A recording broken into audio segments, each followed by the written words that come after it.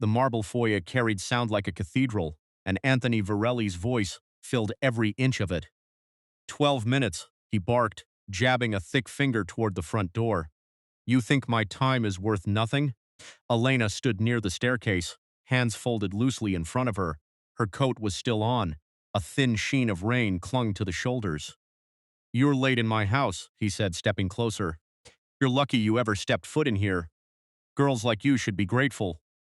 The housekeeper froze beside a silver console table. Two security guards stared at the floor. No one moved. You're trash, Tony snapped. His coffee cup flew from his hand, shattering against the marble near Elena's shoes. Brown liquid spread across the white floor. At the top of the staircase, his teenage son gripped the railing, silent.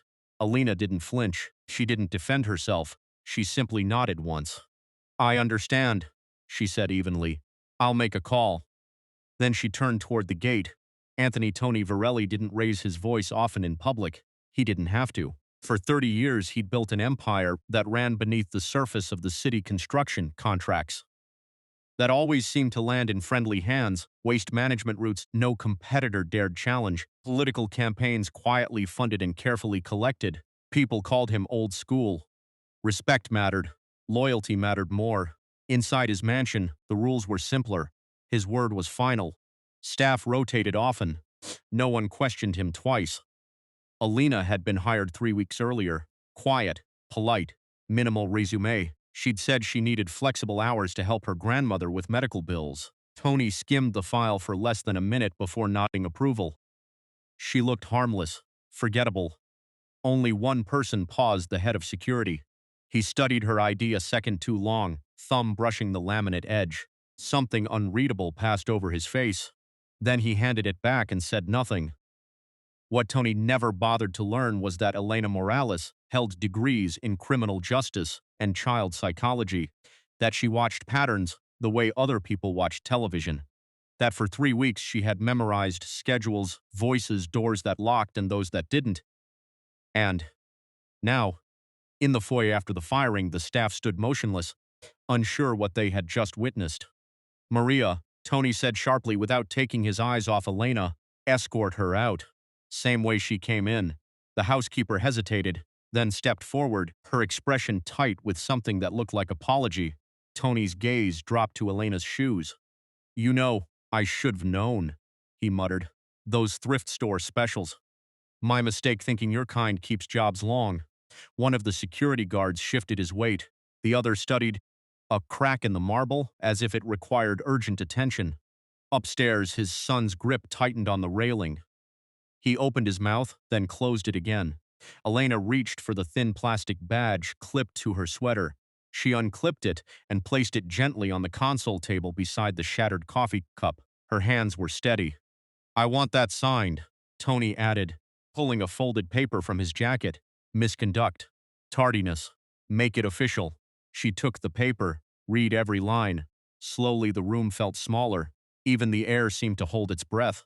Tony tapped his foot, irritated by the silence she controlled without trying. After a moment, she signed her name. And in that quiet, something else unseen was already in motion. 3 weeks earlier, Elena had stood in the same foyer holding a juice box, while Tony Varelli took a call in his private study. The door hadn't fully closed. His voice dropped low, speaking in codes that weren't codes at all if you knew what to listen for. Percentages. Timelines. Permits that needed encouragement. She memorized the rhythm of those calls. On Thursdays, city officials arrived through the side entrance. They never stayed long. White bakery boxes came with them, tied neatly with string. They left lighter. At night, after the household quieted, she noted license plate numbers from the upstairs window, repeating them softly until they settled into memory. She mapped the blind spots between security cameras, counted the seconds guards lingered by the kitchen, noticed which safes were opened and which remained untouched. Tani's son once sat across from her at the dining table. Homework forgotten. Sometimes I think my dad's business isn't normal, he'd said carefully. She didn't answer. She just listened. What no one in that house knew, what Tony never imagined, was that Elena Morales wasn't a struggling babysitter. She was attached to a federal task force investigating organized infiltration of municipal contracts. Her placement had been deliberate, low profile, non-threatening. Her supervisor had told her one thing before she entered the mansion: stay invisible. And until this morning, she had been. Now, as the ink dried on the termination form in the foyer, the operation she'd patiently built was shifting in ways Tony could not yet see. Elena reached the front door. Maria stepped behind her. Tony's voice cut through the foyer again. "Hey." She paused but didn't turn fully. "People like you," he said loudly, making sure the guards and the housekeeper heard every word, "should remember your place." One of the security guards let out a nervous half-smile, as if unsure whether he was expected to laugh. The silence that followed felt heavier than the shattered porcelain still drying on the floor. Elena turned just enough to face him. Not defiant, not submissive. Calm. "You're right," she said evenly. "People should." For a fraction of a second, something unreadable flickered across Tony's face. Then he waved her off. The front door opened. Humid afternoon air slipped inside. She stepped onto the stone walkway. Behind her, the iron gate rolled shut with a deep metallic echo that carried longer than it should have. Tony chuckled under his breath. Next time, he muttered to no one in particular, find someone more presentable. Upstairs, his son stood staring at the closed gate long after the sound faded. Elena crossed the street without looking back and slid into the driver's seat of a modest gray sedan. The door shut with a soft click, sealing off the mansion's echoing marble and raised voices. For the first time that morning, she exhaled. Her hands rested on the steering wheel a moment. Steady. Then she reached into her canvas bag and removed a device no larger than a pack of gum. A small red light blinked twice before going dark. She dialed. "It's Morales," she said when the line picked up. Her tone was measured, almost routine. "Subject terminated my access. We're clear to move." A pause as she listened. "Yes," she added. He confirmed verbal intimidation and employment coercion. Multiple witnesses. Another pause. "I'm sending the audio now." 2 blocks away, in a grocery store parking lot, 3 black SUVs started their engines almost in unison. Inside the mansion, Tony Varelli stood at his kitchen counter, tamping espresso grounds into the machine. Unaware of the sound rising toward his gates, the rumble of engines reached the mansion before the doorbell did. Security cameras caught the convoy first, 3 black SUVs rolling to a controlled stop outside the iron gates. The guards stiffened, speaking urgently into their radios as suited figures stepped out in unison. Tony emerged onto the front steps, espresso cup still in hand, irritation written plainly across his face. "What is this?" he demanded as the gates parted under federal authority. A woman in a navy suit approached, her expression composed, a folder tucked beneath her arm. 2 agents flanked her, silent. "Anthony Varelli?" she asked. He didn't answer. She held his gaze. "Elena Morales sends her regards." For a moment, the world seemed to narrow. The name landed heavier than it should have. The prosecutor opened the folder.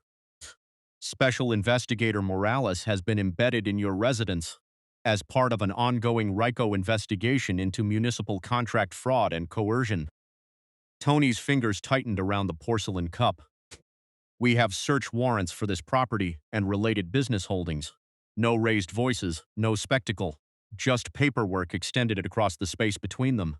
Tony removed his sunglasses slowly. His hand trembled, barely.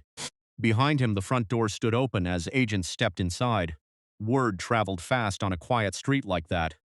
Curtains shifted. Front doors cracked open. By the time the second SUV unloaded equipment cases, neighbors were gathering at the edge of their manicured lawns. Inside, the marble foyer no longer echoed with Tony's voice. It echoed with clipped instructions. "Bag that. Photograph this. Secure the office." Agents moved with calm efficiency, lifting laptops, opening desk drawers, documenting the contents of a wall safe Tony once bragged no one could touch. "This is unnecessary," he snapped, trying to regain volume, if not control. "You're making a mistake." No one answered him. At the staircase, his son stood frozen as an agent began reading Tony his rights. The words sounded almost gentle in the vast room.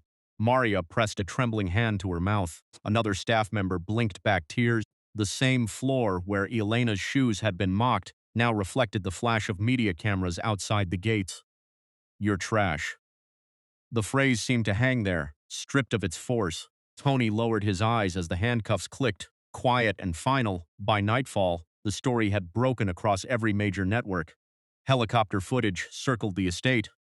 Headlines scrolled in bold type: racketeering, bribery, labor intimidation, coercion.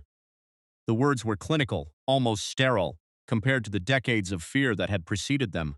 Within days, 2 city council members announced sudden resignations. Construction projects tied to Varelli-owned firms were frozen pending review. Waste management contracts were suspended. Bank accounts flagged, then seized. Former employees, men who once lowered their voices at the sound of Tony's name, began meeting with federal attorneys.